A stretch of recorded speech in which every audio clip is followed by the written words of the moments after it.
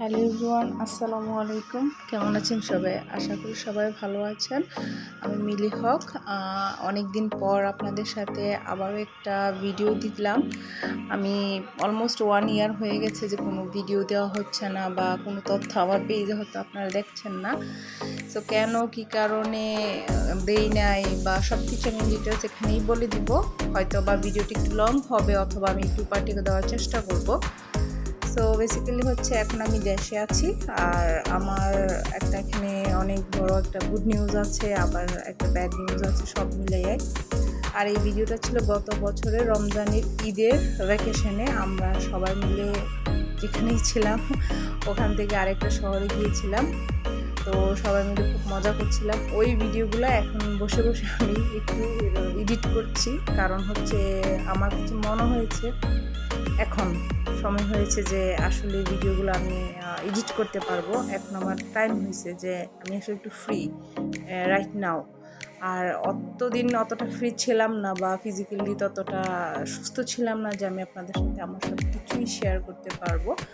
So ভিডিওতে দেখতে পারতেছেন যে আমি আসলে আমরা বাচ্চাদেরকে নিয়ে চিড়িয়াখানাতে গিয়েছিলাম, একটা পার্কে।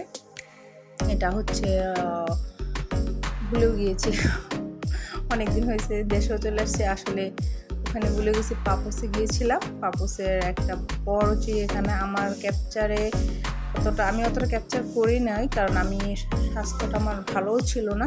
আর তাছাড়া অত যাই করেছি প্রত্যেকটা এখন আর দেওয়া সম্ভব না, কারণ ভিডিও অনেক লং হয়ে যায়। তো আমরা যারা যারা গিয়েছিলাম তারা ফুল ফ্যামিলি মেম্বারের মতোই ছিলাম, খুব ক্লোজ ছিলাম। এই যে পুরাটা গ্রুপ ছিল, এখানে অনেক বাঙালি ভাবিরা ছিলেন, ভাইরা ছিলেন, আর এই যে আমার ফেভারিট ভাবি। তো ওনারও একটা সুখবর আছে, বিস্তারিত পরেই বলছি। তো আমরা সব কিছু দেখছিলাম ঘুরে ঘুরে। এটা ছিল আমার লাইফের বেস্ট একটা মুমেন্ট। ইনশাল্লাহ হয়তো কোনো একদিন ওদের সাথে আবারও কোনো অন্য শহরে, অন্য দেশে এরকমভাবেই দেখা হবে। তো আমার আদি খুব হ্যাপি ছিল। আমার ছেলেটা এখন দেশে আসার পর থেকে আসলে খুব সিক হয়ে গেছে। তো বিস্তারিতগুলো বলছি আমি, কারণ আমি গত আগস্টে আমি চলে আসছি দেশে। আর তার একটা বিগেস্ট কারণ হচ্ছে আই এম প্রেগনেন্ট। আমি তখন প্রেগনেন্ট ছিলাম। রাইট নাও আমার একটা বেবি হয়েছে, আর বেবিটা হচ্ছে আমার একটা মেয়ে বাবু হয়েছে। মাঝখানে এই ক্লিপটা আমি নিয়ে নিয়েছি। এটা ছিল রমজানের মধ্যেই একটা ভিডিও ছিল, আমরা ওই দিনই জানতে পারি যে আমাদের মেয়ে বাবু হবে।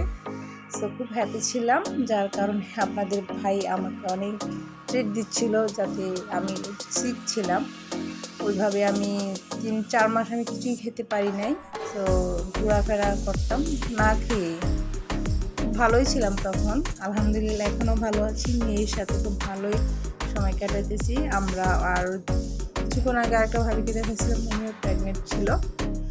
তো উনিও দেশে চলে আসবে, আমি আসছি। আর এই ছিল আমাদের ফুচকা পার্টি ওই ভাবির বাসায়। আমরা প্রতিদিন কিছু না কিছু টুকটাক করে করতাম আয়োজন। আর বাবুর ছেলে বাবু হয়েছে, আমরা সবাই মিলে ভাবির জন্য ছোটোখাটো একটা আয়োজন করেছিলাম। তো ওইখানে কিছু ক্লিপ নেওয়া ছিল। আর এখানে ভাবির বাসায় আমরা সবাই, যে আমি এখন চলে গেলাম আরেকটা ভাবি, সব মিলিয়ে আলহামদুলিল্লাহ ভালোই দিন কাটছিল আমাদের। তারপরে হঠাৎ একদিন খবর আসে, এটা ছিল কুরবানি ঈদের তৃতীয় দিন মেবি হবে। আমার হাজব্যান্ডের আম্মা, মানে আমার শ্রদ্ধেয় শাশুড়ি, উনি হৃদরোগে আক্রান্ত হয়ে মারা যান। এই খবরটা ছিল আমাদের জন্য সব থেকে মানে শকিং একটা নিউজ। আমরা রাত্রে বসে টিভি দেখছিলাম। টিভি দেখার পর আমরা যখন সবাই ঘুমাইতে যাই, ঠিক তখনই আমাদের দেশ থেকে একটা ফোন আসে।